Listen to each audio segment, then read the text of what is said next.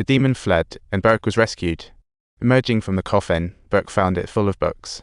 He figured these books might be the key to the mystery. The next morning, they arrived right on time at the monastery, only to find that the blood had increased. They looked at each other, puzzled if it was reproducing. Without hesitation, they rushed into the monastery for answers.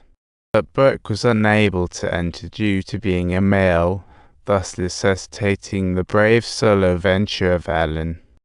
Just before she left, he handed the key to Ailin, and she bumped into a nun named Vonna. Vonna led her into another room. Meanwhile, Frank was drowning his sorrows at a bar when the bartender spilled some weird news. A 12-year-old girl hung herself in an old cabin, and the bartender felt all these strange happenings were connected to the monastery, as if a bad shadow lurked there. It was quietly rolling us. After hearing, Frank glanced at the nearby shotgun, thinking, what a fascinating bar.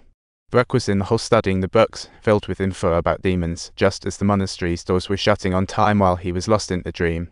Meanwhile, Ailin was chatting with Vonna, who shared the monastery's backstory, revealing it was built by a duke during dark times.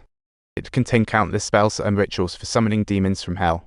The Duke opened the girl's gate using human blood, letting the demons into our world. At the crucial moment, soldiers barged in, swiftly taking out the Duke, then using an ancient holy artifact to seal the door. After years of prayer, the nuns worked hard to guard the monastery, suppressing the demon's power, but good times don't last forever. The war accidentally affected the monastery, blowing up the Hell Gate. Ailin suddenly mentioned seeing the nun last night, and Vonna said she'd seen her too. She looked like a nun, but she didn't belong to our group. Meanwhile, Burke found the monastery's map and got ready to search for Ailin. Suddenly another voice caught his attention. He went closer, and it was the nun from last night. Burke asked what the key in the dead nun's hand represented, but she didn't answer. She merely said, Ailin is already lost. Suddenly, the nun went radio silent. Meanwhile, Ailin had been assigned to a room to rest by Vonna when she dreamt of the ghost nun. She awoke to find a nun sitting in her room, dropping beads everywhere. Ailin bent down to pick up the beads when she suddenly heard God save you whisper in her ear, and the nun turned and jumped out the window. After hearing that, Ailin dashed to see what happened, just as there was a knock on the door. The door slowly opened, and a voice outside called her over. Ailin thought it was Vonna calling her, so without much hesitation, she walked straight towards the direction of the voice, passing through the eerie hallway until she finally arrived at the door she knew so well. Suddenly, the candles went out, and the door creaked open, revealing the ghost nun squatting there, and Ailin could finally see her. She wanted to run, but the hallway twisted, and the ghost nun was trying to yank the key from her waist. Ailin reached for the key, but accidentally threw her hand, sending the key clattering to the ground. The scene shifted, revealing that Ailin was already standing at the door, with Vonna now beside her. Vonna stated that the demon's power was growing stronger, and they needed to regroup at the church. Only prayer would help them survive them. Meanwhile, Burke was in trouble. He unexpectedly ran into the demon-possessed boy who began attacking him. Burke spun to run, glanced back to see the boy as a nun. Fear struck, he bolted.